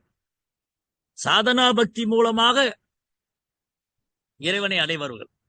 சாதனா பண்ணி அதிகாலை எழுந்திருச்சு பகவான் நாமத்தை உச்சரித்து, அப்புறம் பகவானுக்கு பூஜைகள் செய்து, விரதம் இருந்து, ஏகாதசி விரதம் இருந்து, பண்டிகை காலங்கள்ல விரதம் இருந்து, புனித ஸ்தலங்களுக்கு யாத்திரை போய் பசுக்களை எல்லாம் தானமா கொடுத்து, தேவர்களை வழிபாடு செய்து, முன்னோர்களை எல்லாம் பல விதமான கடமைகளை நிறைவேற்றி அப்புறம் வலுவாக பக்தி தொண்டுல நிலை பெற்றிருக்கு. சாதனா செய்து அதுல பக்குவமாறோம். ஒருவர் நித்திய சித்தர்கள், இனி ஒருவர் சாதனா சித்தர்கள். 2 கேட்டகரி இருக்கா. ஒருத்தர் பகவானுடைய இயல்பான பக்தர்கள், ஆன்மீக லோகத்துல பகவானுக்கு இயல்பாக சேவை செய்யக்கூடிய பக்தர்கள் நித்திய சித்தர்கள். சாதனா சித்தர்கள் ஆன்மீக வாழ்க்கையில பக்தியை பயிற்சி செய்து பக்குவம் அடையக்கூடிய பகவானை அடையிறோம். சரி, இந்த நித்திய சித்தர்கள்ல அதுல பல கேட்டகரி இருக்காங்க. பிருந்தாவனத்து பக்தர்கள், துவாரகா பக்தர்கள், அஸ்தினாபுரத்து பக்தர்கள், மதுரா பக்தர்கள். இப்ப பேசணும் இல்லையா, இந்த அமெரிக்க அதிபர் இந்த பூமியில வரும்போது, ஒரு நாட்டுல இருந்து இன்னொரு நாட்டுக்கு போகும்போது, அமெரிக்க அதிபர் இந்தியா வரும்போது எல்லாரும் கூட வர்றாங்க. சிலர் அவர் குடும்ப அங்கத்தினரா இருக்காங்க, சிலர் மனைவி, அப்புறம் குழந்தைங்க, அப்புறம் நண்பர்கள், அப்புறம் சேவகர்கள், அப்புறம் காரியதரிசிகள், செக்ரட்டரி, அப்புறம் கவர்மெண்ட் ஆபீசர்ஸ், அவர் கூட அந்த அரசு பதவியில் இருக்கிறவங்க, அதிகாரிகள் எல்லாரும் கூட வர்றாங்க. ஆனா இவங்களுக்குள்ள எல்லாரும் அவரோட சம்பந்தப்பட்டுதான் இருக்கிறாங்க. இந்த அமெரிக்க அதிபர் கூட எல்லாரும் சம்பந்தப்பட்டிருக்கிறாங்க. மனைவி ஒரு விதத்துல சம்பந்தப்பட்டிருக்காங்க, பிள்ளைகள் ஒரு விதத்துல சம்பந்தப்பட்டிருக்காங்க, அதிகாரிகள் ஒரு விதத்துல சம்பந்தப்பட்டிருக்காங்க, காரியதரிசிகள் ஒரு விதத்துல சம்பந்தப்பட்டிருக்காங்க, நண்பர்கள் ஒரு விதத்துல சம்பந்தப்பட்டிருக்காங்க. அப்ப அவங்கவங்க தரத்திலிருந்து அவரோடு சம்பந்தப்பட்டு வந்திருக்காங்க. அதே போலதான் பகவான் இந்த பூமிக்கு வரும்போது அவருடைய நண்பர்கள், அவரது உறவினர்கள், அவருடைய சேவகர்கள், இவங்க எல்லாம் இங்க வர்றாங்க. பகவானுடைய சேவையில் ஈடுபடுவதற்காக, பகவானுடைய திட்டத்தை நிறைவேற்றுவதற்காக அவங்க எல்லாம் பூமியில வர்றாங்க. அதுல அப்படி வரக்கூடிய பக்தர்கள்ல துவாரகா பக்தர்கள், மதுரா பக்தர்கள், பிருந்தாவன பக்தர்கள், அஸ்தினாபுரத்தில் இருந்த பக்தர்கள், இதுல பல கேட்டகரி இருக்கு. சில பக்தர்கள் துவாரகையில பகவானுக்கு நித்தியமா சேவை பண்றாங்க. சில பக்தர்கள் அஸ்தினாபுரத்துல அவருக்கு நித்தியமான சேவையில் ஈடுபடுறாங்க. சில பக்தர்கள் பிருந்தாவனத்துல அவருடைய நித்திய சேவையில் ஈடுபடுறாங்க. இப்படி பல நித்திய சித்தர்கள். அப்புறம் இப்படி ஆன்மீக உலகத்துல அங்க இருக்கிற துவாரகை, ஆன்மீக உலகத்துல இருக்கிற துவாரகை, ஆன்மீக உலகத்துல இருக்கிற மதுரா, ஆன்மீக உலகத்துல இருக்கிற பிருந்தாவனம், அந்த பிருந்தாவன பக்தர்கள் எல்லாரும் இந்த பூமியில இறங்கி வராங்க. அப்படியே அந்த ஒரு டீம் அப்படி செட் அப்படிங்க வரும். இங்கே துவாரகை தோன்றுகிறது. இப்ப இங்க இருக்கிற துவாரகா, பிருந்தாவனம், மதுரா, இதெல்லாம் ஆன்மீக உலகத்துல இருக்கு. கோவர்த்தனம், யமுனா நதி, அங்க இருக்கிற பக்தர்கள், அவங்க எல்லாம் பகவான் இங்க வரும்போது அப்படியே அந்த செட்டோட டீமா இங்க வர்றாங்க. இங்க பகவானுடைய சேவையில் ஈடுபடுறாங்க. பகவானுடைய திட்டத்தை நிறைவேற்றுவதற்கு அவர் அசிஸ்ட் பண்றாங்க. லீலை முடிச்ச உடனே பகவான் அவங்கள திரும்ப கூட்டிட்டு போய், லீலை முடிஞ்ச உடனே என்ன பண்றாங்க, பகவான் திரும்பியும் அவங்க எல்லாம் கூட்டிட்டு போய். இப்ப இந்த பக்தர்கள்லாம் ஏன் இங்க அழைச்சிட்டு வர்றாரு? ஏன்னா கட்டுண்ட வாழ்க்கையில, பந்தப்பட்ட வாழ்க்கையில சிக்கி கொண்டிருக்கிற நம்மை போல வீழ்ந்த ஆன்மாக்களை விடுவிக்கிறதுக்காக பகவான் இந்த தூய பக்தர்களை இந்த பூமிக்கு அழைச்சிட்டு வர்றார். விருந்தாவன வாசிகள், இந்த பக்தர்கள் இங்க வராங்க. அதுக்கப்புறம் இந்த பக்தர்கள் இங்க பகவானுக்கு சேவை செய்யறாங்க. இதுல தூய பக்தர்களும் இருக்காங்க, கலப்படமான பக்தர்களும் இருக்காங்க. எங்க துவாரகையில சில பக்தர்கள் இருக்காங்க, பிருந்தாவன்ல சில பக்தர்கள் இருக்காங்க. இந்த பக்தர்களே 2 கேட்டகரி. தூய பக்தி தொண்டை மட்டுமே செய்யறவங்க, பியோர் டிவோஷன். சிலர் கலப்படமான பக்தி செய்யறாங்க. சரி, இது எதுக்காக, ஏன் இந்த மாதிரி காமிக்கிறாரு பகவான்? இந்த பூமியில வந்தப்போ ஏன் இந்த மாதிரி நடக்குது? யது, ஓஜா, அந்தகா, இந்த பக்தர்களை என்ன பண்ணாங்க, பிரபாஷ கஷேத்திரத்துல போய் அங்க முன்னோர்களை வழிபடுறாங்க, தேவர்களை வழிபடுறாங்க, முனிவர்களை வழிபடுறாங்க, அவங்களெல்லாம் திருப்திப்படுத்துறாங்க. அதுக்கப்புறம் பசுக்கள், பிராமணர்களுக்கு பசுக்களை தானமா கொடுக்குறாங்க. இதெல்லாம் வேதத்தில் சொல்லப்பட்டிருக்கிற சில புண்ணிய கர்மாக்கள். வேதத்துல சொல்லப்பட்டிருக்கிற சில புண்ணிய கர்மாக்கள், கர்ம காண்டம். இதை யார் செய்யறாங்க? துவாரகையில் இருக்கிற பக்தர்கள் செய்யறாங்க. ஏன்னா துவாரகையில் இருக்கிற பக்தர்கள் தேவர்கள் தான் இந்த பூமியில துவாரகையில கிருஷ்ணருக்கு சேவை பண்றதுக்காக பக்தர்களா வந்தாங்க. அப்ப தேவர்கள் தூய பக்தர்கள் கிடையாது. அவங்க என்ன பண்றாங்க, தூய பக்தி தொண்டை பெறுவதற்காக நமக்கெல்லாம் காமிச்சு கொடுக்குறாங்க. இந்த மாதிரி செயல்களில் ஈடுபடுறது மூலமா ஒருவர் தன்னை புனிதப்படுத்திக்கலாம். அதாவது சாதனா பண்ணக்கூடிய பக்தர். ஒரு தூய பக்தருக்கு தீர்த்த யாத்திரை தேவையில்லை. ஒரு தூய பக்தர் எப்பவுமே கிருஷ்ணரை நினைச்சுக்கிட்டே இருக்கிறவர். பகவானுடைய சேவையில தன்னை முழுமையா இணைச்சுக்கிட்டவருக்கு தீர்த்த யாத்திரை தேவையில்லை. ஏன்னா அவரே ஒரு தீர்த்தம் தான். இதத்தான் யுதிஷ்டிர மகாராஜா விதுரர் கிட்ட சொல்றாரு. யுதிஷ்டிர மகாராஜா விதுரர்கிட்ட என்ன சொல்றாரு, ஓ விதுர மகாத்மாவே, நீங்களே ஒரு தீர்த்தம். தீர்த்தா அப்படின்னா தூய்மையானவர், புனிதமானவர். மாத்துவ சம்பிரதாயத்துல சன்னியாசம் கொடுக்கும்போது தீர்த்தான்னு பேர் கொடுப்பாங்க. லட்சுமிபதி தீர்த்தா, அக்ஷோபிய தீர்த்தா, ஜெய தீர்த்தா, அப்புறம் வந்து பூர்ண பிரக்ய தீர்த்தா. தீர்த்தா அப்படின்னா சந்நியாச திருநாம். மாதவ சம்பிரதாயத்துல சந்நியாசம் கொடுக்கும்போது தீர்த்தாங்கிற பேர் தருவாங்க. ராகவேந்திர தீர்த்தா, ராஜேந்திர தீர்த்தா, வியாச தீர்த்தா. அப்படின்னா அவங்க தூய்மையான ஆத்மாக்கள், புனிதமான ஆத்மாக்கள். இந்த புனித ஆத்மாக்கள் இருக்காங்க இல்லையா, அவங்க தீர்த்தாடனம் போக வேண்டிய அவசியமே இல்லை. ஒரு தூய பக்தர் அவர் தீர்த்த யாத்திரை மேற்கொள்ள வேண்டிய அவசியமே இல்லை. ஏன்னா அவரே புனிதமானவர் தான். அவரை பார்க்கறதுனால, அவரை தரிசனம் பண்றதுனால, அவருடைய ஸ்பர்ஷம் நம்ம மேல பட்டாலே நம்ம புனிதமாயிடும். அதனால ஒரு தூய பக்தர் தீர்த்த யாத்திரை போக வேண்டிய அவசியம் இல்லை. அதனாலதான் யுதிஷ்டிர மகாராஜா விதுரரை பார்த்து சொல்றாரு, ஓ விதுர மகாத்மாவே, நீங்களே ஒரு தீர்த்தம், நீங்களே புனிதமானவர், நீங்க தூய்மையானவர், நீங்க எதுக்கு போய் தீர்த்த யாத்திரை போனீங்க? அப்ப ஒரு தூய பக்தர் தீர்த்த யாத்திரை மேற்கொள்ள வேண்டிய அவசியம் இல்ல. அப்படி அவங்க தீர்த்த யாத்திரை போறாங்க, அப்படி அவங்க தீர்த்த யாத்திரை போறாங்கன்னு சொன்னா அந்த இடம் புனிதமாகும். இப்ப உதாரணத்துக்கு சைத்தன்ய மகாபிரபு முழுமுதற் கடவுள், சைத்தன்ய மகாபிரபு பரமபுருஷோத்தமனான முழுமுதற் கடவுள். அவரு யாத்திரை போக வேண்டிய அவசியம் இல்லை. பலராமர் முழுமுதற் கடவுள், அவர் தீர்த்த யாத்திரை போக வேண்டிய அவசியம் இல்லை. பலராமர் பரமபுருஷோத்தமனான முழுமுதற் கடவுள், அவர் தீர்த்த யாத்திரை மேற்கொள்ள வேண்டிய அவசியம் இல்ல. சைத்தன்ய மகாபிரபு முழுமுதற் கடவுள், அவர் தீர்த்த யாத்திரை போக வேண்டிய அவசியம் இல்ல.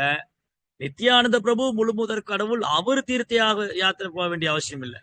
ஆனா அவங்க மற்றவங்களுடைய நன்மைக்காக, இந்த கட்டுண்ட ஜீவன்கள், பந்தப்பட்ட ஜீவாத்மாக்களை விடுவிக்கிறதுக்காக சைத்தன்ய மகாபிரபு பல நகரங்களையும் கிராமங்களையும் தீர்த்த யாத்திரை வந்தார். நேற்று பேசணும், தென்னிந்தியா கூட சைத்தன்ய மகாபிரபு தீர்த்த யாத்திரை வந்தார். ஆனா இதுக்கு நோக்கம் என்னது? அவங்க புனிதம் அடைகிறதுக்காக வரல. அவங்க புனிதமான மட்டும் புனிதமானவர். பவித்ரானாம் பவித்ரம் சோ மங்களானாம் ச மங்களம். பகவான் தூய்மையானவற்றெல்லாம் தூய்மையானவர், புனிதமானவற்றெல்லாம் புனிதமானவர்.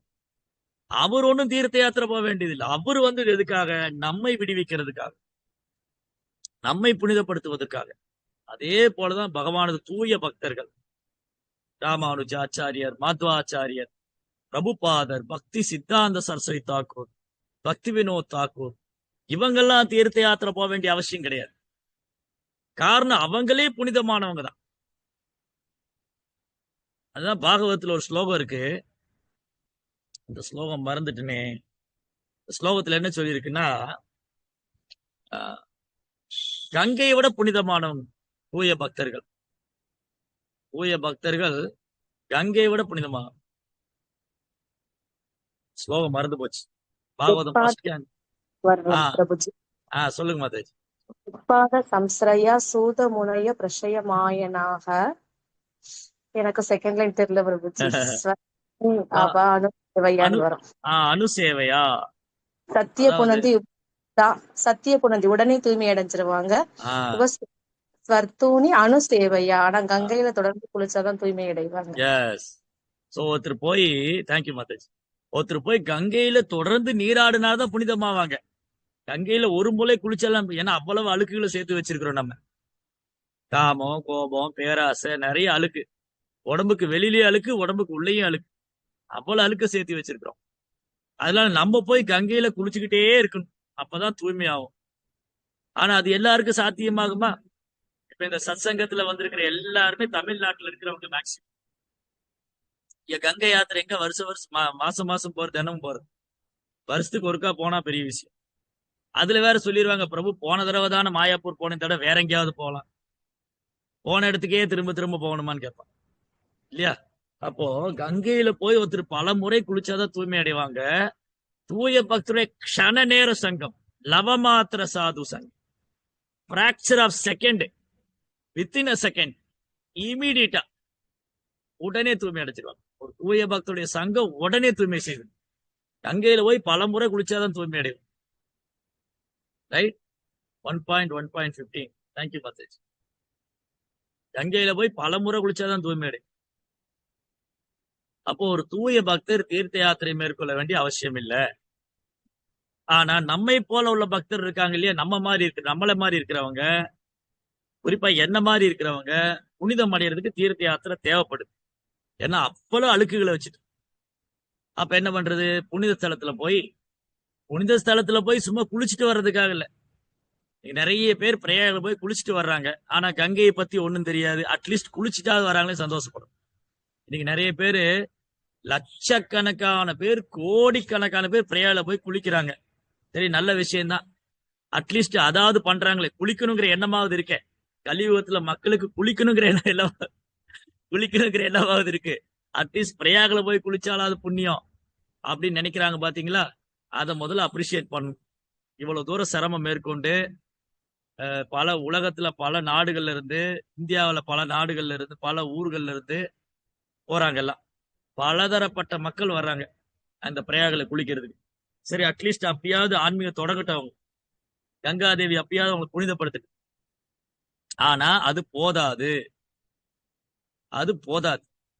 அந்த புனித ஸ்தலத்துல போய் சாதுக்கள்ட்ட இருந்து கேட்கணும், பிரயாகோட சிறப்பு என்ன, கங்கையோடைய சிறப்பு என்ன, யமுனையோடைய சிறப்பு என்ன, கங்கை எப்படி பகவானுக்கு சேவை பண்றாங்க, கங்காதேவி எப்படி பகவானோடு சம்பந்தப்பட்டிருக்காங்க, யமுனா தேவியுடைய சிறப்பு என்ன, யமுனை எப்படி பகவானோடு சம்பந்தப்பட்டிருக்காங்க, யமுனா எப்படி இந்த பூமிக்கு வந்தாங்க, கங்கா எப்படி பூமிக்கு வந்தது, சரஸ்வதி எப்படி பூமிக்கு வந்தது, இந்த நதிகள் சங்கமிக்கிறது ஏன் அவ்வளவு சிறப்பு, இந்த நதிகள் ஏன் அவ்வளவு சிறப்பு, ஏன் இதை நான் இங்க வந்து நீராட வேண்டும், ஏன் இந்த ஸ்தலத்தை நான் வழிபட வேண்டும் கேட்கணும். கேட்கல, ஆடு மாடு கோழி கூட தான் போய் நிலத்துல நதியில குளிக்குது. அப்புறம் அதுக்கு நமக்கு என்ன வித்தியாசம்? கிருஷ்ணர் கேட்கிறார். நான் கேட்கல, கிருஷ்ணரே சொல்றாரு உத்தவர்கிட்ட. என்ன சொல்றாரு? பிரபுபாத் ரொம்ப ஃபேமஸ் ஸ்லோகன். பிரபுபாத் அடிக்கடி ஒரு கிளாஸ்ல சொல்லுவார், யசாச புத்தி குணபை திரிதாதுகே தலி கலஸ்னா இசுபோமைச்சதி யத்தீர்த்த புத்தே கலிரேன ஹரிகிஷித் ஜனேஷு அவிஞேஷு சைவ கோகரா. கோனா மாடு, கரானா கழுதை. கிருஷ்ணர் வந்து யாரெல்லாம் மாடோடி கழுதையோடு ஒப்பிடுறாரு, யாரு வந்து நான் இந்த உடம்பு நினைச்சிட்டு இருக்கிறாங்களோ, யசாத்ம புத்தி குணபை திரிதாதுகே. இந்த உடம்புல 3 தாது பொருட்கள் தான் இருக்கு. கபம், வாதம், பித்தம். இந்த 3 சேர்ந்த ஒரு பை தான், ஒரு பேக். நம்ம உடம்பு இருக்கு இல்லையா, இதுல ஃபுல்லா கபம், வாதம், பித்தம், இவ்வளவுதான். ரத்தம், சதை, எலும்பு, வேற ஒண்ணும் இல்லை இதுல. இதை யாரு இந்த உடம்பு, நான் தான் இந்த உடம்பு நினைச்சிட்டு இருக்கிறவங்க, யசாத்ம புத்தி குணபை திரிதாது, நான் தான் இந்த உடம்பு அப்படின்னு பொய்யங்காரத்துல, அறியாமையில, முட்டாள்தனமா தன்னை இந்த உடலோடு அடையாளப்படுத்திட்டு இருக்கிறவன் யசாத்ம புத்தி குணபை திரிதாது. சலிக்கலஸ்னா இசு போமை இச்சதி. ஓ, என்னுடைய நாடு, இந்த நாடு என் மண்ணு, இந்த நாடு என் மண்ணு வந்தனைக்குரியது, நான் இந்த நாட்டை சேர்ந்தவன், நான் இந்த மண்ணை சேர்ந்தவன் அப்படின்னு நினைக்கிறவன். தீர்த்த யாத்திரை போய் சும்மா முங்கிட்டு குளிச்சுட்டு வர்றவன், அவங்கள வந்து கிருஷ்ணர் கழுதையோடையும் மாடோடையும் ஒப்பிட்டுருக்கு. கிருஷ்ணா வந்து அவங்களை கழுதையோடையும் மாடோடையும் ஒப்பிடுறாரு. காரணம் என்னது? இதுதான் அறியாமை. தீர்த்த யாத்திரை போறவங்க அந்த ஸ்தலத்தை பத்தி கேட்கணும், பக்தர்கள்ட்ட கேட்கணும், பக்தர் சங்கத்தோட போகணும், நாம ஜபிக்கணும், பிரார்த்தனை செய்யணும், ஆரத்தி செய்யணும், பகவானை வழிபடணும். அப்பதான் அந்த யாத்திரை முழுமையடையும். சும்மா போய் குளிச்சுட்டு வந்தாலும் முழுமையடையாது. ஆனா சம்திங் இஸ் பெட்டர் தென் நத்திங்னு சொல்ற மாதிரி ஒண்ணுமே பண்ணாம இருக்கிறதுக்கு அட்லீஸ்ட் ஆன்மீகங்கிற பேர்ல இதையாவது பண்றாங்களே சந்தோஷம். இன்னைக்கு மக்கள் வந்து ஆன்மீகங்கிற பேர்ல இதையாவது பண்ற, இல்லாட்டி நாத்திகம் பேசிட்டு இருப்பாங்க, நாத்திகம் பேசுவாங்க, இல்ல வேற மார்க்கத்தை பின்பற்றுவாங்க, இல்ல ஒண்ணுமே பண்ணாம சோம்பேறியா சும்மா உட்காந்து புலன்பு அனுபவிப்பாங்க. அதுக்கு இது எவ்வளவோ பரவாயில்ல. அட்லீஸ்ட் இப்படியாவது அங்க போயாவது பக்தருடைய சங்கம் கிடைச்சு பிரசாதம் எல்லாம் சாப்பிட்டு, நம்ம பாக்குறோம் இஸ்கான் பக்தர்கள் எவ்வளவு லட்சக்கணக்கான பேருக்கு பிரசாதம் பரிமாறுறாங்க. பிரசாதம் சமையல் செய்து பகவானுக்கு போகா தயார் செஞ்சு அதை நிவேதனம் பண்ணி லட்சக்கணக்கான பேருக்கு அந்த பிரசாதம் சாப்பிடும் போது உணர்வு கொஞ்சம் கொஞ்சமா வளர ஆரம்பிக்கும். பக்தர் சங்கத்துல வரும்போது அந்த இடத்தோட மகிமையை பத்தி கேட்கலாம், பக்தர் சங்கம் எடுத்துக்கலாம், நாம சங்கீர்த்தனம் பண்றாங்க, பிரசாத விநியோகம் பண்றாங்க, அப்படியாவது பக்தி மார்க்கத்துக்கு வரும். அப்ப இது வந்து சாதனையினால சாதனா பண்ணி வரக்கூடிய பக்தி, சாதனா பக்தி. ஆனா துவாரகா பக்தர்கள் வந்து பகவானுடைய நித்தியமான சேவகர்கள் தான். ஆனா இந்த பூமியில வந்தப்போ அவங்க மனித குலம் என்னென்ன தர்மத்தை செய்யணும்னு மாதிரி முன்னோர்களை வழிபடணும், தேவர்களை வழிபடணும், அப்புறம் சாதுக்களை வழிபடணும், பசுக்களை பிராமணர்களை வழிபடணும், பிராமணருக்கு பசுக்களை தானமா கொடுக்கணும். இந்த மாதிரி நிறைய ஆன்மீக முன்னேற்றத்துக்கான சில புண்ணிய கர்மாக்கள் சாஸ்திரத்துல இருக்கு. ஆனா இந்த சிஸ்டம் இருக்கு இல்லையா, இந்த முறை ஒரு தூய பக்தருக்கு பொருந்தாது. அவர் இதெல்லாம் செய்யணும்னு அவசியம் இல்லை. யாரு பக்தி தொண்டை தீவிரமா எடுத்துக்கிட்டாங்களோ, யார் பக்தி தொண்டை தீவிரமா எடுத்துக்கிட்டாங்களோ, யாரு பக்தி தொண்டை உறுதியா பின்பற்றாங்களோ அவங்க யாருக்கும் கடன்பட்டவங்க கிடையாது. இதுதான் நம்ம பாகவத்துல படிக்கிறோம். தேவ ரிஷி பூதாப்த பித்ருங்கனா நகிங்கரோ நாயம் ரிடீச்சராஜன் இல்லையா. இந்த உலகத்துல பிறந்த எல்லாரும் கடன்காரங்க தான்.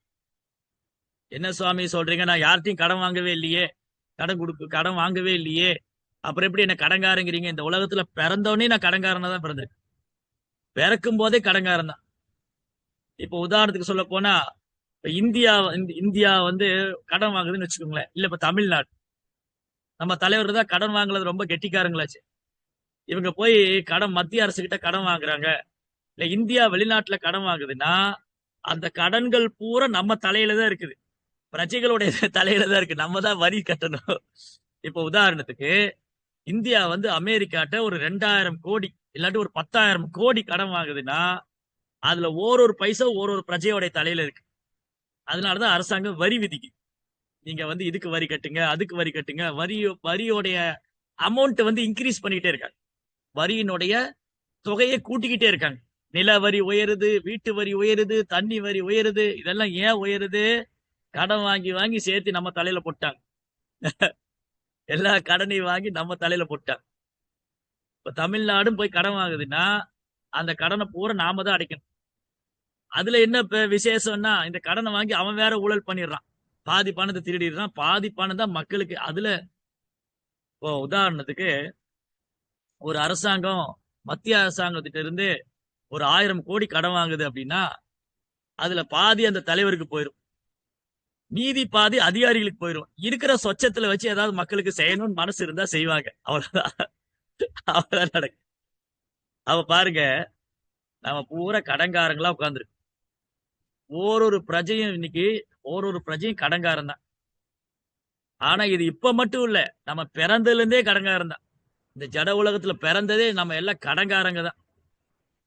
ஏன்னா நம்ம நிறைய பேர் கடன் பட்டிருக்கிறோம். தேவர்களுக்கு கடன் பட்டிருக்கிறோம், ரிஷிகளுக்கு கடன் பட்டிருக்கிறோம், அப்புறம் இந்த முன்னோர்களுக்கு கடன் பட்டிருக்கிறோம், பிராமணர்களுக்கு கடன் பட்டிருக்கிறோம், மற்ற ஜீவராசிகளுக்கு கடன் பட்டிருக்கிறோம். இந்த கடன் எல்லாம் எப்படி அடைக்கிறது? இந்திரன் மழை கொடுக்கிறாரு, சூரியன் வெளிச்சம் கொடுக்கிறாரு, வாயு காற்று கொடுக்கிறாரு, அக்னி நெருப்பு கொடுக்கிறாரு, அஸ்வினி குமார்கள் மருந்து கொடுக்கிறாங்க. இந்த தேவருக்கெல்லாம் கடன் பட்டிருக்கிறோம். வியாசரை போன்ற ரிஷிகள் நம்முடைய ஆன்மீக முன்னேற்றத்திற்காக ஒரு சாதாரண மனிதன் தன்னை எவ்வாறு விடுவித்துக் கொள்வது, இந்த பிறப்பு இறப்பு சக்கரத்திலிருந்து எப்படி தன்னை விடுவிச்சுக்கிறது அப்படிங்கிறதுக்கு நிறைய சாஸ்திரம் கொடுத்திருக்காரு. வேதங்களுக்கு எல்லாம் விளக்கம் கொடுத்திருக்காரு வியாச மகரிஷி. அப்ப வியாசரை போன்ற ரிஷிகளுக்கு கடன் பட்டிருக்கிறோம். ஏன்னா தர்ம அர்த்த காம மோக்ஷா, உன்னுடைய தர்மம் என்ன, நீ எப்படி பொருளாதார முன்னேற்றம் அடையணும், நீ எப்படி உன் ஆசைகளை பூர்த்தி பண்ணிக்கணும், இறுதியில நீ எப்படி மோட்சம் அடையணும்னு சொல்லி கொடுக்கும். அதனால சாஸ்திரங்களுக்கு விளக்கம் கொடுத்திருக்கிற ரிஷிகளுக்கும் முனிவர்களுக்கும் கடன் பட்டிருக்கும். அதுக்கப்புறம் முன்னோர்கள், ஒரு குறிப்பிட்ட சமுதாயத்துல நம்ம பிறந்ததுனால அந்த முன்னோர்களுக்கு நம்ம கடன் பட்டிருக்கிறோம். அதுக்கப்புறம் இந்த உலக நன்மைக்காக யாகம் செய்யக்கூடிய தப வாழ்க்கை வாழக்கூடிய பிராமணர்கள், உண்மையான பிராமணர்கள், அவங்களுக்கு கடன் பட்டிருக்கும். ஏன்னா ஒரு பிராமணர் காயத்ரி மந்திரம் ஜபிக்கிறாருன்னா அவர் 3 உலகத்துல இருக்கிறவங்க பிரார்த்தனை செய்யறாரு. ஓம் பூர் ஓம் ஸ்வகா, பூர்லோகம், புவர்லோகம், சொர்க்கலோகம், எல்லா லோக வாசிகளுக்காகவும் பிரார்த்தனை செய்யறாரு. அப்ப இவங்க எல்லாருமே தேவர்கள், ரிஷிகள், பிராமணர்கள், இவங்கெல்லாம் மற்றவங்க நன்மைக்காக வாழ்றவங்க. அதனால அவங்களுக்கு நம்ம கடன் பட்டிருக்கிறோம். ஏன்னா இவங்க கிட்ட இருந்தெல்லாம் நிறைய வாங்கிக்கிறோம். தேவர்கள்ட்ட இருந்து நிறைய வாங்கிக்கிறோம், கடன் வாங்கிக்கிறோம், ரிஷிகள்ட்ட இருந்து வாங்கிக்கிறோம், முனிவர்கள்ட்ட இருந்து வாங்கிக்கிறோம், பிராமணர்கள்ட்ட இருந்து வாங்கிக்கிறோம். சோ இப்படி நம்ம எல்லாருமே கடன்காரங்க தான். இந்த கடனை எவ்வளவு பிறவி எடுத்தாலும் அடைக்க முடியும். ஏன்னா பிறவிதோறும் கடன் அதிகரிச்சுக்கிட்டு தான் இருக்கு. பிறவிதோறும் கடன் அதிகரிக்கிறதை தவிர இந்த கடன் எல்லாம் தீர்க்கவே முடியாது. தீர்க்க முடியாத கடன். ஆனா நம்ம என்ன பண்ணிடுறோம், இதெல்லாம் மறந்து போயிட்டோம் இல்லையா? அப்ப கடன் வாங்கினவன் என்ன பண்ணிடுவான், மறந்து போயிடுவான். கடன் கொடுத்தவன் தான் பின்னாடி போயிட்டு இருக்கு.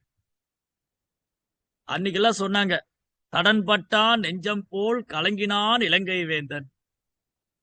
கடன் பட்டார் நெஞ்சம்.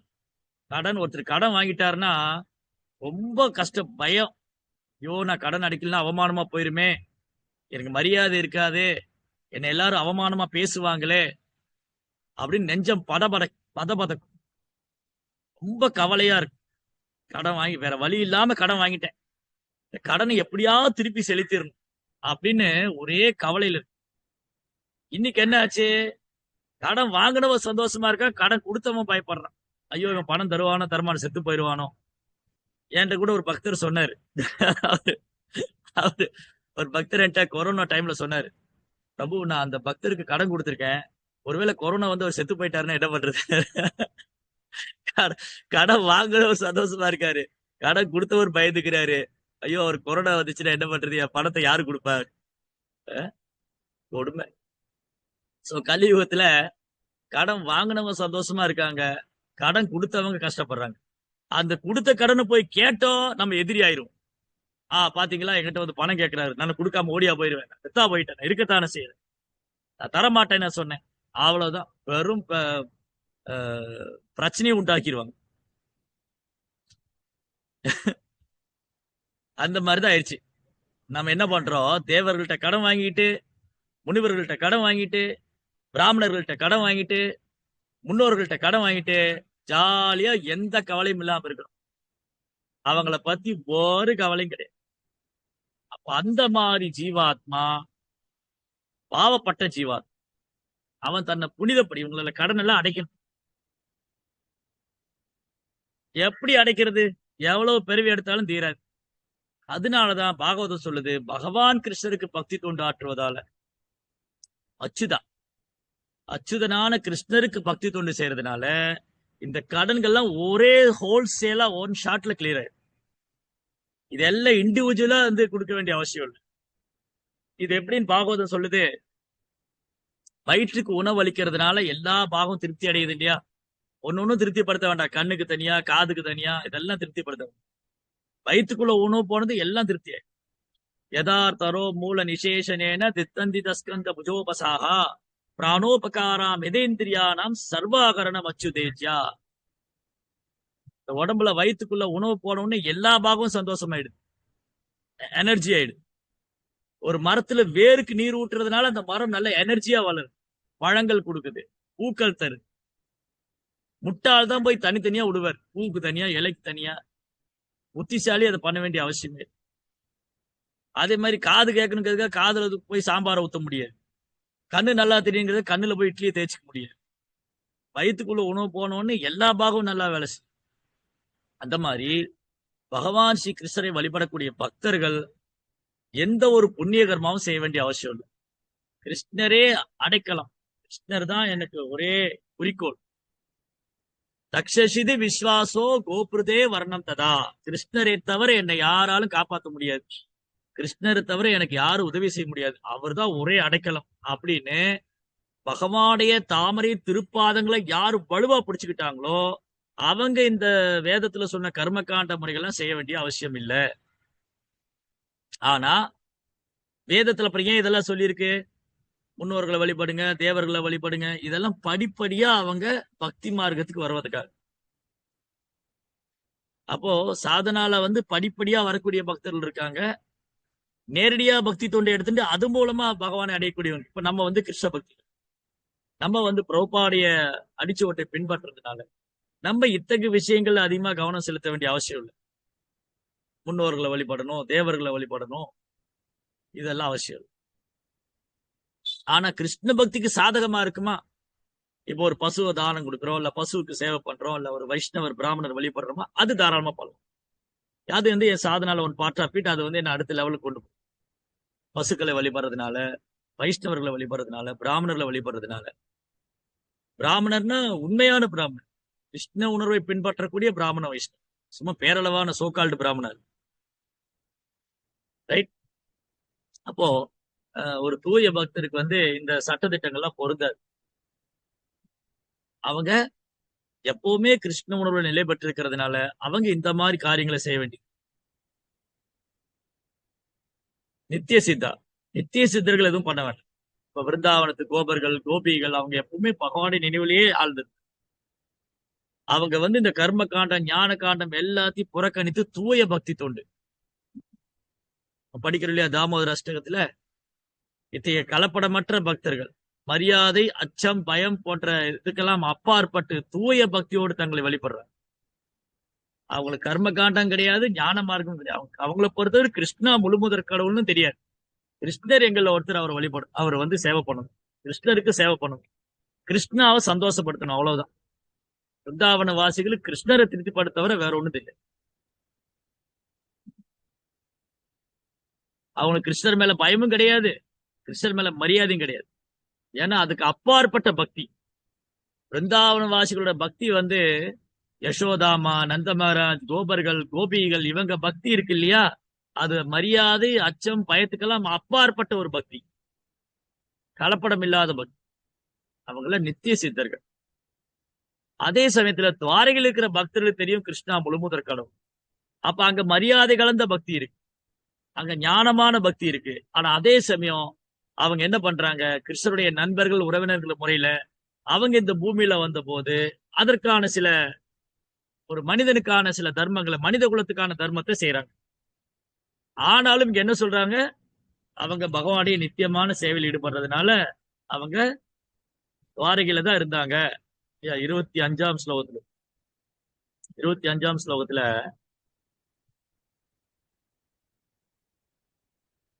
a few months passed and then bewildered by Krishna, கிருஷ்ணரால பிரமிப்பு ஏற்படுத்தப்பட்டதுனால, கிருஷ்ணரால குழப்பத்தில் ஆழ்ந்ததுனால இந்த விஷ்ணி, போஜா, அந்தகா உள்ளவங்க எல்லாம் என்ன பண்ணாங்க? தேவர்கள்லாம் இந்த பூமிக்கு வந்தாங்க. பிரபாஷ கஷேத்திரத்துல போய், எப்படிங்க பிரயாகை தீர்த்தம் சொல்லும்போது பிரபாஷ கஷேத்திரம், அங்க போய் அங்கேயும் 3 நதிகள் சங்கமிக்குது. அங்க கோமதி, அப்புறம் கபிலா, இன்னொரு நதி கூட உண்டு, சரஸ்வதி நதி. அங்க 3 நதிகள் அங்க பிரபாஷ கஷேத்திரம் ரொம்ப அற்புதமான இடம் துவாரகையில. அங்க போய் இவங்க என்ன பண்ணாங்க? அங்கதான் இருக்கிறாங்க. அப்ப என்ன அர்த்தம்? அவங்க இந்த பூமியில துவாரகை லீலையை முடிச்சுட்டு பகவானுடைய பூமிக்கு தான் போனாங்க. பகவானுடைய அங்க துவாரகைக்கு போனாங்க. இங்க என்ன இது? இவங்களுக்கு என்ன, எதுக்காக இது சொல்றாங்க? இது மற்றவங்க வந்து சாதாரண மனிதர்கள் இதை பின்பற்றணும் அப்படிங்கிறது. அந்த தூய பக்தர் இதை பின்பற்ற வேண்டிய அவசியம். அவங்க மனித உருவுல வந்ததுனால அந்த மனித குலத்துக்கான தர்மத்தை முக்கியம். ரைட்? சோ தூய பக்தர்கள் இதை எதுவும் மேற்கொள்ள வேண்டிய அவசியம் இல்ல. நிறைய உதாரணம் பார்க்கலாம். கங்கா மாதா கோசாமின்னு ஒரு மாதா, நம்முடைய பூர்வாச்சாரியில வருவாங்க. அவங்க சச்சி தேவின்னு பேர் அவங்களுக்கு. அவங்க பெரிய ராஜாவுடைய பொண்ணு. பெரிய ஸ்டோரி அது, நான் ஏற்கனவே சொல்லியிருக்கேன். அவங்க ராஜாவுடைய பொண்ணு. ஆனா குரு வேணும்னு சொல்லிட்டு எல்லாத்தையும் விட்டுட்டு விருந்தாவனம் வந்துருவாங்க. இத வந்து கடுமையா தவம் எல்லாம் செஞ்சு ஹரிதாஸ் பண்டிட்னு ஒரு ஒரு ஒரு பிராமணர், வைஷ்ணவர் சம்பிரதாயத்தை, ஹரிதாஸ் பண்டிட், அவரை சந்தோஷப்படுத்தி அவருக்கு சேவையெல்லாம் பண்ணி அவர் இவங்க பரீட்சை பண்ணாரு. இவங்க உண்மையாலுமே ஆர்வம் இருக்காரு. ஏன்னா பெரிய ராஜாவுடைய வம்சத்துல வந்தவங்க எப்படி இவங்களால தவம் செய்ய முடியும்? எப்படி விருந்தாவனத்துல இவங்களால வாழ முடியும்? ஆனா 1 வருஷம் வந்து ரொம்ப எளிமையா பணிவா சேவை செஞ்சாங்க. அப்ப அவங்களுடைய பணிவு, அவங்களுடைய பக்தியினுடைய சிரத்தையெல்லாம் பார்த்து அவர் தீட்சை கொடுத்து அவங்கள வந்து ஜெகநாதபுரிக்கு போக சொன்னார். ஜெகநாதபுரியில போய் சர்வபௌம பட்டாச்சாரியர் வீடு, அது ரொம்ப பழசாயிடுச்சுன்னா, அது 500 வருஷத்துக்கு முன்னாடி மகாபிரபு இந்த பூமியில வந்த போது அங்க தங்கி இருந்தார். அந்த வீட்டை வந்து கொஞ்சம் ரிப்பேர் எல்லாம் பண்ணி அங்க ஒரு ஆசிரமம் வச்சு அங்க தங்கி இருக்கு, பக்தி செய்யணும், அந்த கஷேத்திரத்திலேயே இருக்கணும், அந்த கஷேத்திரத்தை விட்டு வெளியே போக கூடாது, பூரியில போய் தங்கிக்கணும், அங்க சர்வபௌம பட்டாச்சாரிய வீட்டுல இருந்து சேவை பண்ணணும். இவங்க சி பாட் ஃப்ரம் பெங்கால், அவங்க பெங்கால்ல இருந்து வந்தவங்க. அவங்க கங்கையில எல்லாம் ஸ்நானம் பண்ணுவாங்க. அப்போ ஒரு நாள் கங்கா சாகரம் மேலான்னு, அப்ப எல்லாரும் அந்த கங்கா சாகர், கங்கை போய் வங்கக்கடல்ல கலக்கிற இடம் இன்னைக்கு இருக்கு கங்கா சாகர். கங்கை போய் வங்கக்கடல்ல கலக்கும். அந்த இடத்துல குளிக்கிறது ரொம்ப ஸ்பெஷல். அவங்களுக்கு என்ன ஆசைன்னா கங்கையில போய் குளிக்கணும். ஆனா அவன் குரு மகாராஜ் என்ன சொல்லியிருக்காரு? நீ பூரியில தான் தங்கி இருக்கணும்னு சொல்லிட்டு. ஆனா உள்ளுக்குள்ள ஒரு விருப்பம் இருக்கு, கங்கையில போய் குளிச்சா நல்லது. அது ஒரு ஆன்மீக செயல் தானே, சேவை தானே. ஆனா அதை விட எது பிரதானமா தெரியுது, குருவோடைய கட்டளையை நிறைவேற்று. குருவோடைய கட்டளை என்னது? நீங்க வந்து பூரியில தான் தங்கியிருக்கு. அன்று இரவு என்னாச்சு, திடீர்னு ஒரு பெரிய வெள்ளப்பெருக்கு வந்து அந்த சச்சி மாதாவை அடிச்சிட்டு போய் ஜெகநாத பூரி கோயிலுக்குள்ள விட்டு. அது வேற ஒண்ணும் இல்ல, கங்கா தீர்த்தம் தான். அங்க ஜெகநாத கோயில் பக்கத்திலேயே ஸ்வேத கங்கான்னு ஒரு அழகான குளம் இருக்கு. அது கங்கையிலிருந்து வேறானதே இல்ல. இந்த கங்கையிலிருந்து தீர்த்தம் வந்து இந்த அம்மாவை கொண்டு போய் ஜெகநாத கோயிலுக்குள்ளேயே விட்டாங்க. காலையில கோயிலை திறந்து பார்த்தா இந்த மாதாஜி கோயிலுக்குள்ள இருக்கிறாங்க. எல்லாம் இவங்க எதுக்கு இந்த நேரத்துல உள்ள வந்தாங்க, என்ன நடந்தது, ஏதாவது திருடிட்டு ஏதாவது போக வந்தாங்க, இவங்க திருடக்கூடியவங்களா இல்லையே, அப்படியே இந்த கோயில் பூட்டின கோயிலுக்குள்ள எப்படி இவங்க வந்தாங்க? அப்புறம் தான் தெரிஞ்சது, கங்கா வந்து இவங்களை கொண்டு வந்து உள்ள விட்டுருக்காங்க. அன்னையில இருந்து அவங்க கங்கா மாதா கோசாமின்னு பேர். அவங்க தீர்த்த யாத்திரை போகணும்னு மனசுலதான் நினைச்சாங்க. ஆனா கங்கையே அங்க வந்துருச்சு பூரி. பக்தி சித்தாந்த மகாராஜ் வந்து அவருடைய மாயாப்பூர் தாமத்துல உட்காந்து 3 லட்சம் நாம ஜபிச்சுட்டு இருக்காரு. பிருந்தாவனத்துல இருக்கிற ராதா குண்டம், ஷாம குண்டம், கோவர்தனம் எல்லாம் அங்க தோன்றிடுச்சு அவருக்கு தரிசனம் கொடுக்க. அவர் பிருந்தாவன யாத்திரை போல அங்க உட்கார்ந்து இருந்தாரு. பிருந்தாவனமே மாயாப்பூர்ல வந்துருச்சு. நீங்க இப்ப போனா பார்க்கலாம், பக்தி சித்தாந்த சரஸ்வதி தாக்குடைய அந்த கௌடிய மட்ல அவருடைய அந்த டெம்பிள்ல அவர் தவம் பண்ண இடத்துல ஒரு நாளைக்கு 3 லட்சம் நாமம் ஜபிச்சார். புனித ஸ்தலத்தை தேடி அவர் போல, அந்த ஸ்தலங்களே அங்க வந்துருச்சு. கோவர்தனம், ராதா குண்டம், ஷாம குண்டம். சைதன்ய மகாபிரபு பூரியை விட்டு போறார், பிருந்தாவன யாத்திரை போறார். அப்ப கதாதர் வந்து அழறர், என்னை கூட கூட்டிட்டு போங்க. மகாபிரபு சொல்றாரு, கதாதரா நீங்க என்ன முடிவு பண்ணிருந்தீங்க? நான் பூரியிலே இருந்து கோபிநாதருக்கு சேவை பண்ணுவேன்னு. இப்ப நான் தீர்த்த யாத்திரை போறேன், நீங்க என் கூட வரேங்கிறீங்களே, அப்ப கோபிநாதருக்கு யார் சேவை பண்ணுவா? எனக்கு கோபிநாதரோட நீங்க தான் முக்கியம், நான் உங்க கூட தான் வருவேன், உங்க சங்கத்தை என்னால விட முடியாது. அப்ப சைதன்ய மகாபிரபு சொல்றாரு, உனக்கு உன்னுடைய விருப்பம் முக்கியமா இல்ல என்னுடைய கட்டளை முக்கியமா? நான் உனக்கு என்ன கட்டளை இடுகிறேன், நான் உனக்கு என்ன ஆர்டர் கொடுக்குறேன், நீங்க பூரியில தான் தங்கி இருக்கு. ஆனா நீங்க என்ன விரும்புறீங்க? பிருந்தாவனம் போகணும், இனி உங்க விருப்பம் போல செய்யிட்டு மகாபிரபு கிளம்பி. கதாதர் அப்படியே அழுது மயங்கி விழுந்தார். அவர் பிருந்தாவனம் போறதை கை விட்டுட்டு, மகாபிரபுடைய விருப்பம் என்னது? என்ன பூரியில தான் தங்க சொல்லியிருக்காரு. கோபிநாதர் கோவிலே இருந்துட்டார், போகவே இல்லை கடைசி வரைக்கும் பிருந்தாவனம். அதனால ஆன்மீக குருவுடைய கட்டளை, புனித ஸ்தலங்களுக்கு யாத்திரை போறதை விட ஆன்மீக குருவுடைய கட்டளையை நிறைவேற்றுவது அதை விட சால சிறந்தது. குருவோடைய கட்டளை நிறைவேற்று. சைதன்ய மகாபுரு பிருந்தாவன யாத்திரை போகணும்னு ஆசைப்பட்டார். அப்புறம் கதாதர்ட்ட வந்து சொல்றாரு, கதாதரா என்னால போக முடியல, நான் அந்த தடவை போகல. சைதன்ய மகாபுரு பாதியிலேயே திரும்ப வந்துட்டார். எங்க ராமகேலி வரைக்கும் போய் ரூப கோசாமி, சனாதன் கோசாமிக்கு வந்து ஆசீர்வாதம் கொடுத்து திரும்ப வந்துட்டு கதாதர்ட்ட சொல்றாரு, கதாதரா நீங்க எனக்கு அனுமதி கொடுக்காதனால என்னால போக முடியல. அப்ப தீர்த்த யாத்திரை போறதுக்கு வைஷ்ணவருடைய ஆசீர்வாதம், வைணவருடைய ஆசீர்வாதம் இருக்கும். வைணவருடைய சங்கத்துல ஆன்மீகருடைய ஆசீர்வாதம். நானும் தீர்த்த யாத்திரை போறேன்னு போகக்கூடாது. பிரபுபாதர் பிரபுபாதர் என்ன பண்ணாரு? பிருந்தாவனம் ரொம்ப புனித ஸ்தலம், இங்க வந்து இருந்து ரொம்ப நல்லா பக்தி பண்ணா நம்ம பகவான்கிட்ட போயிடலாம், எனக்கும் வயசாயிடுச்சு அப்படின்னு ஒரு பிருந்தாவனத்திலேயே உட்கார்ந்துட்டு இருக்கல. பிரபுபாதர் நினைச்சிருந்தா பிருந்தாவனத்துல ராதா குண்ட கரை, இந்த உலகத்திலேயே 3 உலகத்திலேயே வச்சு புனித ஸ்தலங்கள் எல்லாம் புனிதமானது.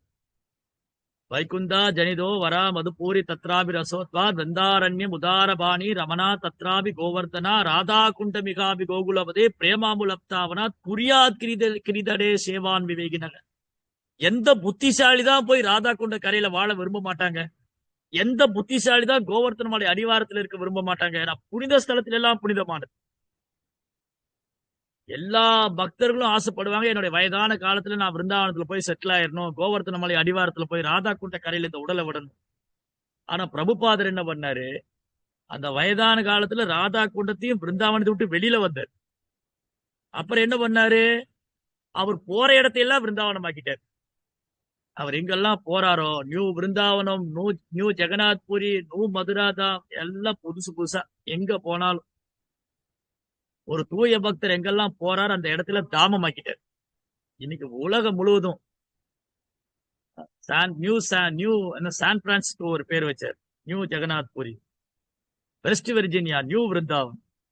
ஸோ எல்லாம் பிரபுபாதர் எங்க எல்லாம் ஒரு தாமரை பாதங்களை பதிச்சாரோ அதை எல்லாம் புனித ஸ்தலமா மாத்திட்டார். அதனால தூய பக்தி தொண்டு பயிற்சி பண்றதுனால ஒரு தூய பக்தர் அவர் போற இடத்தெல்லாம் புனித ஸ்தலமாக்கிறார். ஏன்னா அவர் தீர்த்தா அவர் போற மட்டும் தீர்த்தமாயிடும். நம்ம என்ன பண்ணணும்? நம்ம பக்தி தொண்டை தீவிரமா பயிற்சி பண்ணி பகவான் நாமத்தை கவனமா உச்சரித்து பிரபுபாதர் சொன்ன விஷயங்கள்லாம் நம்ம ஃபாலோ பண்ணிட்டு வந்தா நம்மளும் புனிதமாயிடும். இல்ல பிரபு நான் இன்னும் புனிதமாகல, அதனால தீர்த்த யாத்திரை போறேன். ஓ தாராளமா போலாமே, பிருந்தாவனம் போலாம், மதுரா போலாம், மாயாப்பூர் போலாம். அங்க போய் என்ன பண்றோம்? அங்க போய் பகவானுடைய கதைகளை கேட்கணும், அந்த தலத்துடைய சிறப்பை கேட்கணும், அந்த நினைவு, அந்த உணர்வு, அந்த கான்சியஸ்னஸ் டெவலப் பண்ணும். Mathura consciousness, Vrindavan consciousness, Mayapur consciousness, அந்த கான்சியஸ்னஸ் டெவலப் பண்ணி அந்த உணர்வை வளர்த்துக்கிட்டு இங்க வந்து அதே உணர்வுல இருக்கு. அப்படின்னா அந்த யாத்திரை ரொம்ப பலன் அளிக்குதுன்னு அர்த்தம். நான் விருந்தாவனம் போனேன், நான் மதுரா போயிட்டு வந்தேன், இன்னும் எனக்கு அந்த நினைவு இருந்துட்டே இருக்கு. அங்க சைத்தன்ய மாப்பிள்ளை என்னென்ன லீலை பண்ணாங்க, கிருஷ்ணோட லீலைகள்லாம் என்னால மறக்க முடியல. அந்த இடத்த பார்த்து இன்னும் அந்த ஃபீலிங் இருந்துட்டே இருக்கு, அந்த உணர்வு இருக்கு. அந்த பக்தர்கள்லாம் எப்படி பகவானுக்கு சேவை பண்ணாங்க, பிரஜவாசிகள்லாம் எப்படி கிருஷ்ணாட்ட முழுமையா சரணடைஞ்சிருந்தாங்க, சைதன்ய மாப்பிள்ளை சகாக்கள்லாம் எப்படி அவர் மேல அன்பு செஞ்சாங்க. அதை நினைச்சு நினைச்சு எனக்கு எப்படா திரும்ப அந்த இடத்துக்கு போவோம், எப்ப அந்த இடத்துல பார்க்க போறோம், எப்ப அவங்க இந்த சேவையில நானும் எப்ப இந்த மாதிரி பக்குவம் ஆகுறது, அந்த பிரிவு எனக்கு வந்து வாட்டுதேன், அந்த பிரிவு எனக்கு வந்து துயரத்தை தருது. அந்த மாதிரி நான் பக்தர் ஆகணும், அந்த மாதிரி பக்தருடைய அடிச்சு விட்டு நான் பின்பற்றணும். அந்த கான்சியஸ்னஸ் டெவலப், இந்த பக்தி மனப்பான்மையை நாம் வளர்த்துக் கொள்ள வேண்டும். அதுக்குதான் தீர்த்த யாத்திரை. நம்ம சாதனா பண்ணக்கூடிய பக்தர்கள் தீர்த்த யாத்திரை ஏன் போகணும்? சும்மா குளிச்சுட்டு வர்றதுக்காக இல்ல, கான்சியஸ்னஸ் டெவலப் பண்ணும். அங்க இருக்கிற பக்தருடைய பாவம், ரூப கோசாமி எந்த மாதிரி விருந்தாவனத்துல பக்தி பண்ணாரு, சனாதன் கோசாமி விருந்தாவனத்துல எப்படி இருந்தாரு, ரகுநாதாஸ் கோசாமி விருந்தாவனத்துல எப்படி இருந்தாரு, சைதன்யமா அப்படி சகாக்கெல்லாம் எப்படி மாயாப்பூர்ல அவருக்கு சேவை பண்ணாங்க, ஸ்ரீதர் பண்டிதர் எப்படி மகாபுருக்கு சேவை பண்ணாரு, முகுந்த தத்தா, முராரி குப்தா இவங்கெல்லாம் எப்படி பகவானுக்கு சேவை பண்ணாங்க, எப்படி அவங்க மேல அன்பு செஞ்சாங்க, ராமானந்தராயர் எப்படி பகவான் மேல அன்பு வச்சிருந்தார், அதெல்லாம் நம்ம நினைவில் கொள்ளும். அதுதான் வெரி வெரி இம்பார்ட்டன்ட். हरे कृष्ण। चंद्रा श्रीमद भागवतम की जय। श्री प्रभुपाद की